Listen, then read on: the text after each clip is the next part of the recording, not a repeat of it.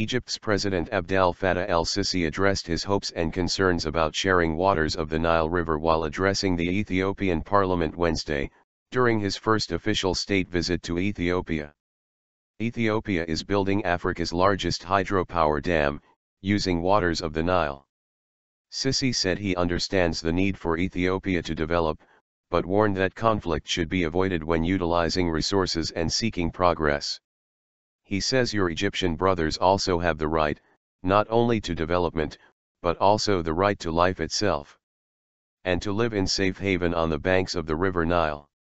Ethiopia says that the $4 billion dam will not affect Egypt's access to Nile water. The energy produced from the dam is to be used for Ethiopia's domestic market and for export to countries in the region. Sissi's speech comes 2 days after he signed an agreement on the Nile with Ethiopian Prime Minister Haile Mariam Desalegn and Sudanese President Omar al-Bashir.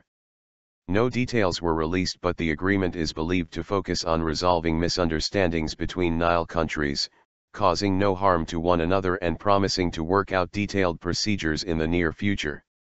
Sissi called on leaders of all Nile countries to work together on reaching a consensus about the waters. He says, one that allows us to overcome the differences and outstanding points in the Nile Basin Initiative Framework Agreement, for it to include all the basin countries and to address all their needs.